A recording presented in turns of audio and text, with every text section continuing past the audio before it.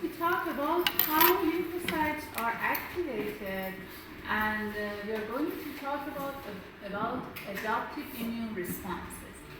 You know, the steps in activation of lymphocytes are recognition of antigen, activation, proliferation, and differentiation of the lymphocytes into effector and memory cells, as you know, and the main part, elimination of the antigen, and after that, like all the immune responses, we have decline of the response, and we have memory cells which survive. First, we are going to talk about capture and display of antigens. We had it before. We have capture of antigens by antigen presenting cells and presenting of them to CD8 positive and CD4 positive cells by MHC1 and MHC2. So you know this. And this is the part that you like. What was your name? Amor. This is the part that Amor liked. The signal 1 and signal 2. You know, as you see in this slide, during the innate response of immune system, the microbes activate APCs to express the co-stimulators. You know, as I told you, in innate immune system, by the act of microbes, we have, you know, presentation of some molecules such as, I said, B7 family, yes, CD80 and CD86, which bind CD28 on the T cells, yes. So we have this is the second signal, right? Second signal. The first signal is the recognition. yes, recognition of the antigen by attachment of T cell receptor to the antigen, and the second signal is making the CD4. Making the T cell. no, the second signal was attachment of CD28 to CD80 or CD86. Yes. And it is important that how these co-stimulator microbes are activated on the surface of APC during the innate immunity, yeah, by the act of microbes. So not found in the adaptive. We No, can't find it. No, we have, because before activation of adaptive immunity, we have innate immunity. And so we have signal 1, and after that signal 2, and we have activation of lymphocytes. And now the lymphocytes are activated. What do they do? For example, about CD4 positive T cells. We want to talk about the way they are activated and the things they do after they are activated. First, they secrete a cytokine which is interleukin-2. Okay? These cells secrete interleukin-2 and at the same time have receptors for interleukin-2. So, what they secrete activates them. Okay? And after they are activated, they start to produce growth factors and they proliferate. Okay? And after they are proliferated, they start to what is their job?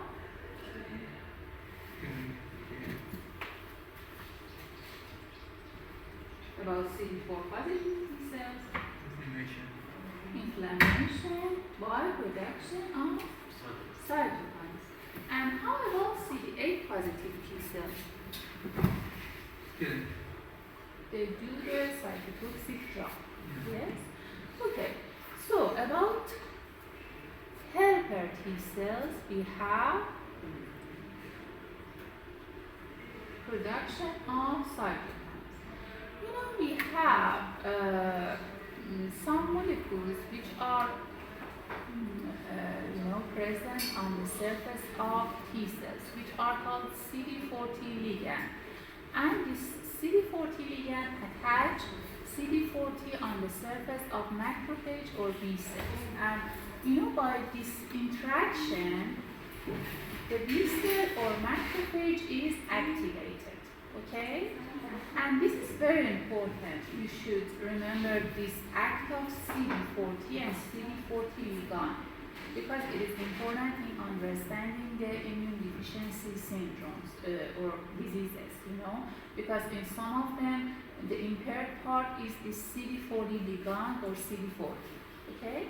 So, we have, what happens, somebody tells me what happens here after we have entrance of antigen, APC presents the antigen, and we have what was interleukin 2?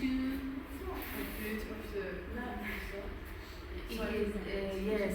a cytokine that is produced, and at the same time, the lymphocyte has receptor for it, and it makes it proliferated, and after that, we have CD4 or CD8. CD40 attachment to CD40 ligand and production of cytokines, inflammation, phagocytosis, yes? Okay.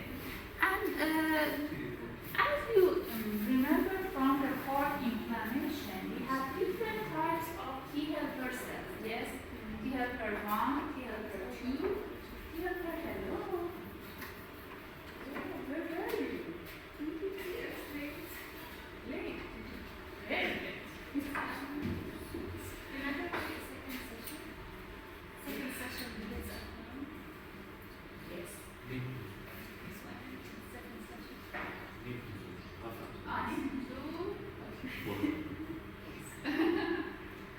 Okay. Theater 1, theater 2, theater 3. No 3. 17. Yes. Theater 1. But the most important one is theater 1. It produces which cytokine? Interferon gamma, which activates macrophages in which pathway? Classic pathway, yes. We have M1 classic pathway, M2 alternating pathway. And this is the classic pathway. Theater 2 produces which cytokines? Interleukin 4, 5, 13, and it is important in activation of, yes, class switching from antibody producing IgE and production of eosinophils, and it is important in allergies and fighting against helminths, parasites. And how about TLR 17? Why are they called TLR 17? Because the most important cytokine they produce is interleukin 17, and they are important in yes. So, are they important in innate immunity or adaptive immunity? Innate immunity, both of them. They are part of adaptive immunity, but they activate neutrophils and are important also in innate. Yes, mostly neutrophils. Macrophages, helper 1. Yes. And how about CD8 positive T cells? What is their job? I told you that they are direct cytotoxic cells. How do they do this cytotoxicity? Activating pathways. And also, and before activating casphases,